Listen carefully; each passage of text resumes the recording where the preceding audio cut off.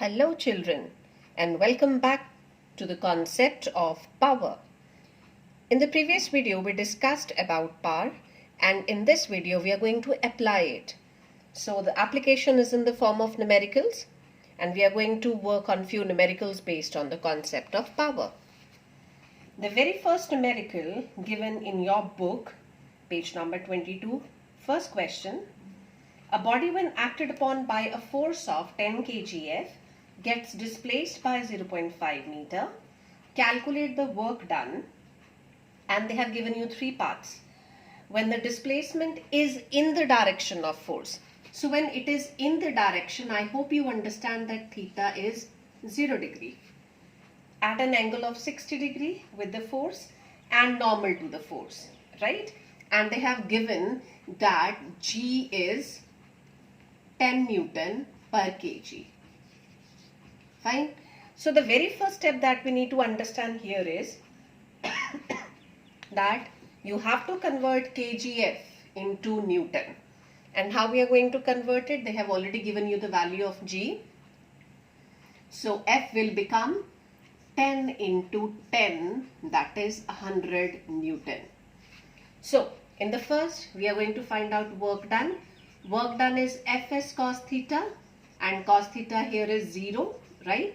And value of cos 0 is 1, right? So what it will become? W is equal to F is 100, S is 0.5, right? So it will become 50 joule. The second part is when theta is 60 degree. Again, W is equal to Fs cos theta, substitute cos as 60. And what is the value of cos 60? That is half. So what I'll be getting?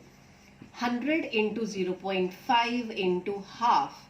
And this will become 25 joule. Next is cos 90. Do you think here we need to solve? I don't think so.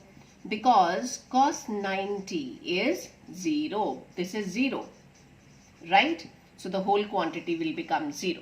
So 0 amount of work is being done when cos theta is 0.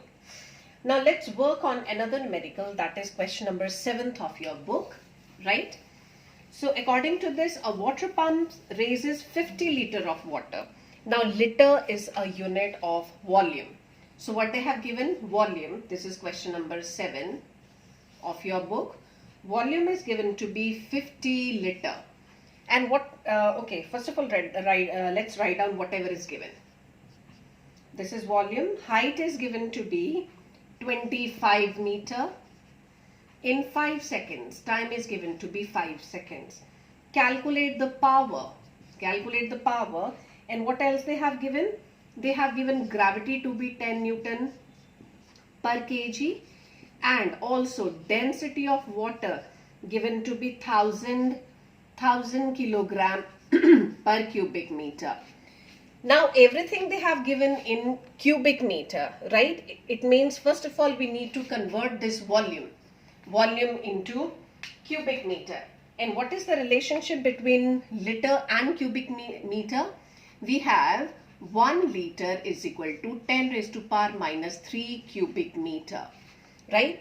So from here what we will get? This will become 50 into 10 raised to power minus 3 cubic meter, right? Now let's calculate. We know that power is given by work done upon time, right? And work done is force into displacement upon time. What is the amount of force? Again, force has not been given to you. This will become, and we know that force is mass into gravity into height.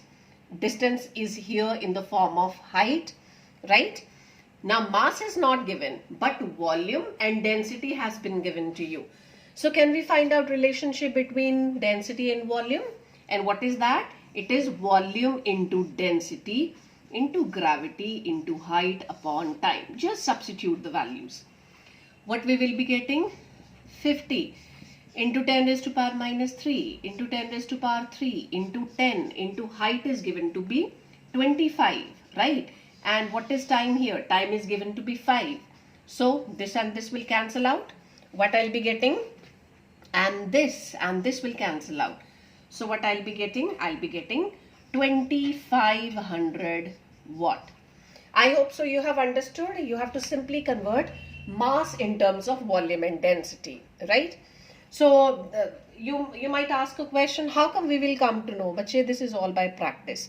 The more you practice, the more you will be able to remember these facts, right? You simply need, just check out what is given and how you're going to relate it to the given terms. Next is question number 8. So in question number 8, let's see what is given here. In question number 8, they have written, a pump is used to lift 500 kg. It means mass is given to be 500 kg. From a depth, again distance or depth is given to be 80 meter. In 10 seconds, time is given to be 10 seconds. Calculate work done by the pump. The power by which at which the pump works. Again, we need to talk in terms of input power and output power. Next, C part is given to be, this is A part, B part, and C part is the power rating of the pump, if it's efficiency. Power rating means the input given to us, right? Power rating is inbuilt thing. Whenever you buy something from market, on the carton, if you check out, they just give you rating of the device, of the gadget, and from that power rating you are able to calculate other factors as well. So we will be actually talking about this in detail in the chapter household circuit, right? And they have also given efficiency to be how much? 40%, right?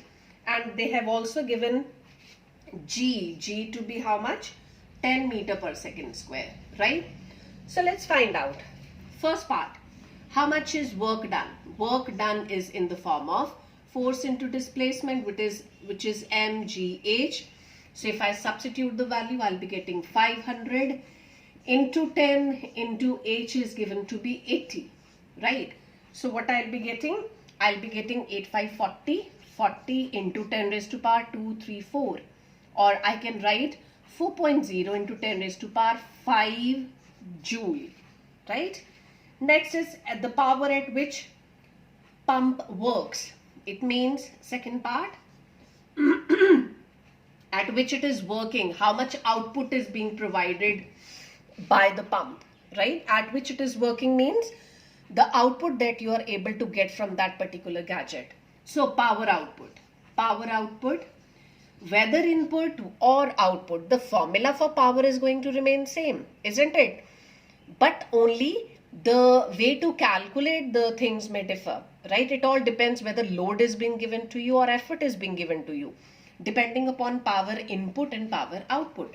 So what about power output here? We know that it is given by the formula W upon T, which is 4 into 10 raised to power 5. 5 upon time is given to be 10. So this comes out to be 4 into 10 raised to power 4 watt.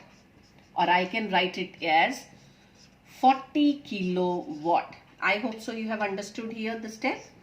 Third is, you need to find out the power rating. As I told you, efficiency is always given by output power upon input power, right? And you need to check whether they are talking about efficiency in terms of work done, whether it is power, whether it is energy. It is always going to be ratio of power output, it is always going to be ratio of output to input. And since it is efficiency, we are measuring it in terms of percentage, so multiplied by 100, right? So we have already calculated here and they have given you, I need to find out power input. It implies power input will be given by P output, power output upon efficiency into 100, right? So what I'll be getting, just substitute the value. Power output I have already calculated, 40 into 10 raised to power 3 into the efficiency is given to be 40, right, into 100. This will cancel out. What is left with me? It is 10 raised to power 3 into 100. So can I write it as 100 kilowatt? Fine. So this is our answer. That is 100 kilowatt. Okay, and one more numerical I can try for you people. The rest of the numericals we will be working in our online session, right? We have question number 10. That is, the power of motor is given to be 40 kilowatt, right? At what speed? We need to find out speed. The motor is a load. Load is given to be, what is load basically? Whether we talk about load or we talk about effort, isn't it just a form of force?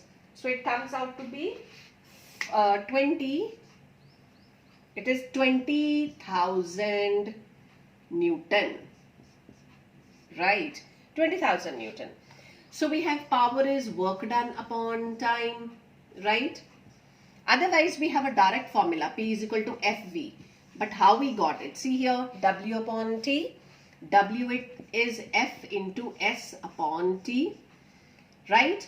And here it has been given, load is there. Load, the force is in the form of a load. And what about ratio of distance to time?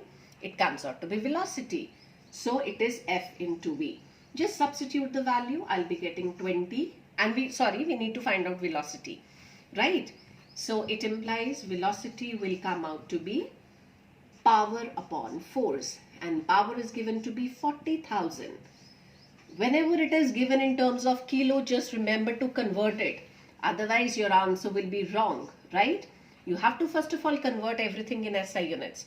So what I'll be getting? I'll be getting, if you cancel out this also cancels out, I'll be getting 2 meter per second. I hope so this is clear to you, right? So thank you all of you for watching the video, and just get ready to solve more numericals in the online session. Okay, bye bye, take care all of you.